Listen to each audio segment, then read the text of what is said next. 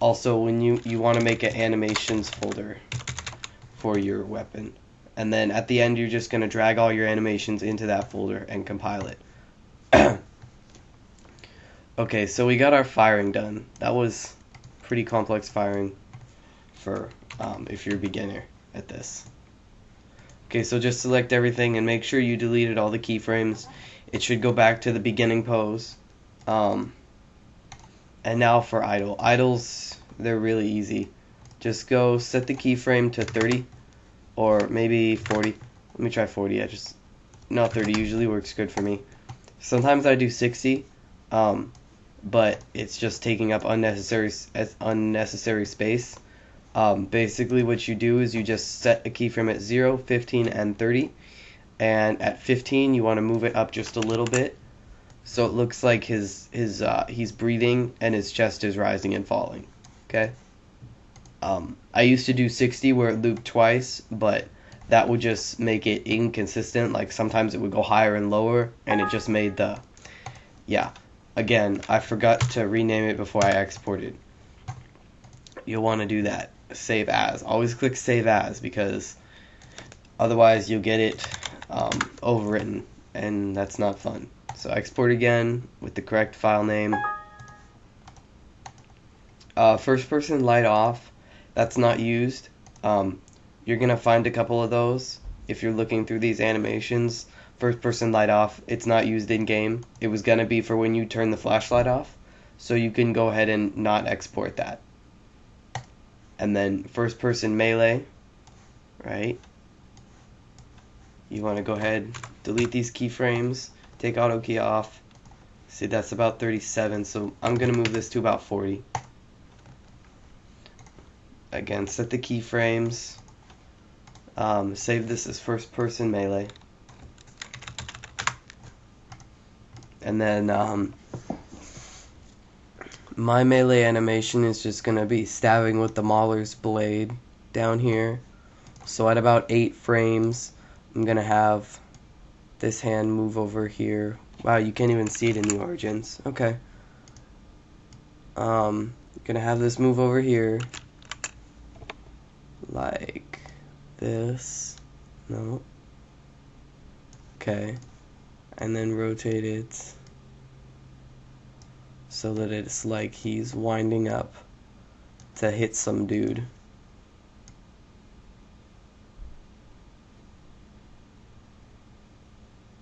Come on. Oh, I don't have auto key on. You always, no, take set key off.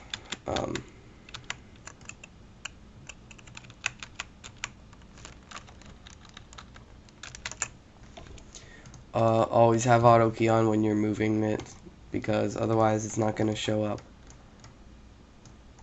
So this time I'm just gonna move it like that, because it's easier from this point of view.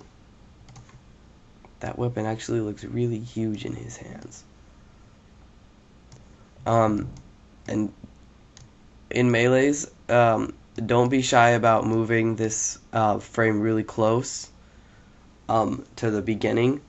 I was always like, no, it's gonna look choppy, but it really doesn't. It looks bad if your animation takes a long time to wind up.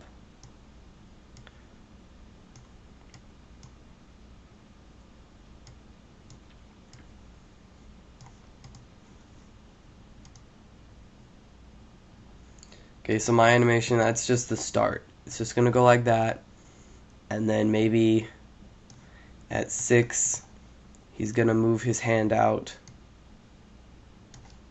and hit something.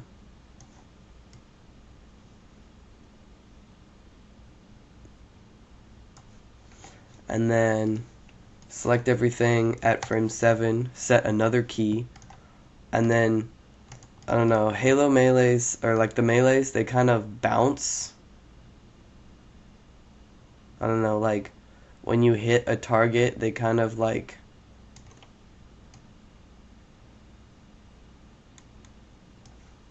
it kind of like bounces. I don't know, and they kind of stick there too for a second.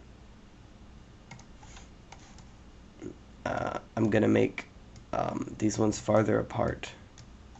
It actually does look kind of choppy like that. That looks... Oh, that's the other thing. You don't want to move the... Oh, why am I moving IK chain? I don't want to move IK chain. You don't want to move the actual right wrist controller out so far, because you'll get that thing where it like snaps his wrist, like not snaps his wrist, but it like locks his elbow in, like you would do. You lock your elbow in. You get that if you move it out too far. So if you want to move the weapon out farther, select the wrist controller and the shoulder controller here, and move it out like that. Oh, and I forgot to delete this keyframe here. There. Okay, so that way it moves out without him locking his elbow and having it look really unnatural. Okay, I'm going to take this keyframe and move it back because it's really slow. Okay, so that's a pretty fast melee.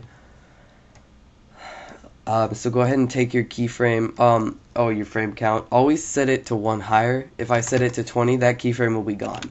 So set it to 21. Okay? See, because there's 20 frames, but 0 counts as a frame. So set it as 21. Save it, and then export it. And now for first person moving, you can just do the same as first person idle. With just one minor edit, which is to move it up a little higher at 15, because he'll be running instead of standing still.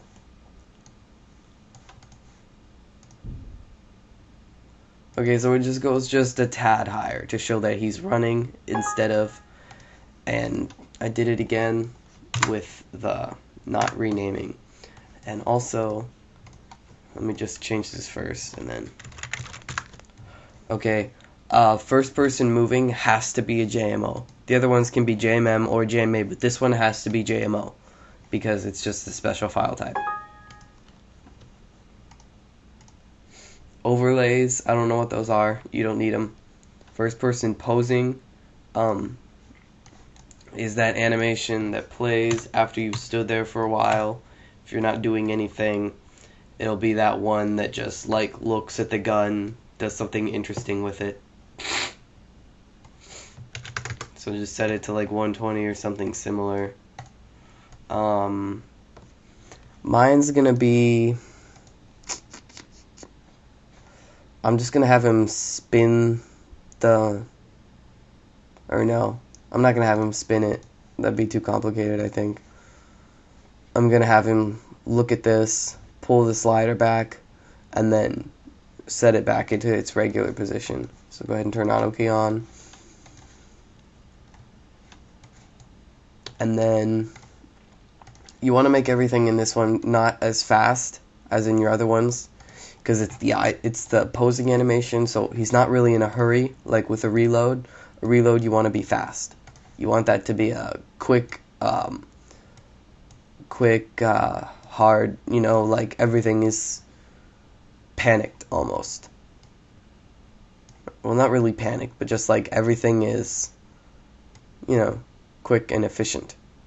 And as you can see, I have major clippage there. So instead of moving it straight up, I'm going to move it out a little bit. Still clips. Move it lower and farther out. And then I just realized that's going to look retarded. So how about I move it.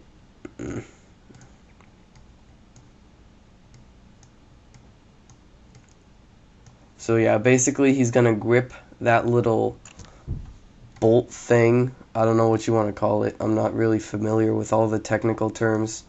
He's going to grip that bolt thing between his pointer finger and his middle finger, and just pull it back just to examine it. I don't know. And then he's going to just move back. Okay, so that's extremely unnatural looking. So since we can't see the weapon, the bottom hand in first person, we can cheat a little bit. So you can do something like that, and what I just did is I rotated it so it's down already, so that it doesn't have that really unnatural looking wrist spinning, or at least not as much of it, because that looks more natural. And I'm going to move the right hand to the right a little bit, just so it gets rid of some of the clipping there. There's a little bit of that. I just want to see how noticeable it is. Don't worry about that, we'll fix that later. Wow, that actually went really fast for 30 frames. Yeah, you really can't see the clipping. I'm just gonna leave it like that. Like, you can kind of see it, but it's not gonna really make a big difference in the game. So at the 30th keyframe here, I'm gonna kind of move his fingers apart so it looks like he's getting ready to grip the bolt. You want to be careful when moving fingers. You don't want to ever move them like in an unnatural pose, because it looks really weird. So even if the fingers are, even if you're moving them to a pose where they normally could do in real life, if it looks, I don't know, it can sometimes still look weird, and that'll make your animation look freakish if the fingers are bent in the wrong way. I'm gonna go ahead and move all this farther away, because right now it's kind of like in your face, like bleh.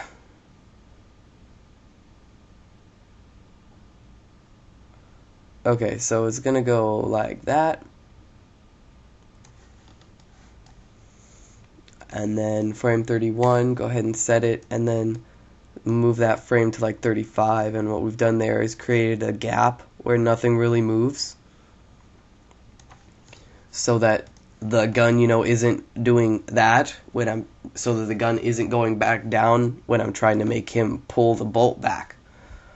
So actually I'm gonna move this to 40, and at 35 I'm gonna set another keyframe. Oh, make sure you move all the keyframes to 40 for all of the weapon, or for all of the objects, and then set a keyframe for all the objects at 35, and then take your hand and move it back. I'm just trying to think here. Oh, I know what we can do. Go ahead, delete those keyframes, and then at 30, move this hand out, rotate it like this a little bit, maybe, and then move this out.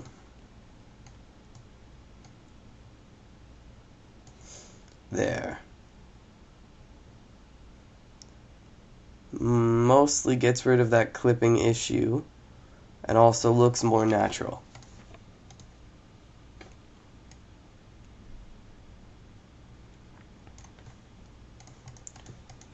Oh, there we go. Okay, I kind of didn't know where I was for a second. Okay, now it looks like he's gripping it, and then again we're gonna go to 31, set a keyframe for everything, move it to 40, and then set a keyframe at 35 for everything, and then you want to make sure all your keyframes sync, and go and move left wrist controller down so it's like he's pulling it back, and then also move frame pump down.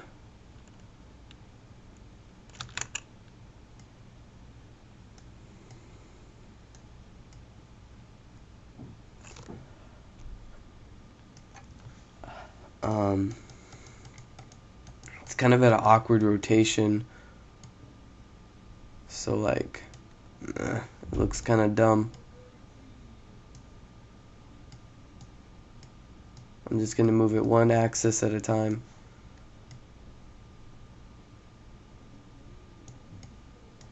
Move this out to 60 and move this to 40 because he's not, or 45. He's not in a hurry.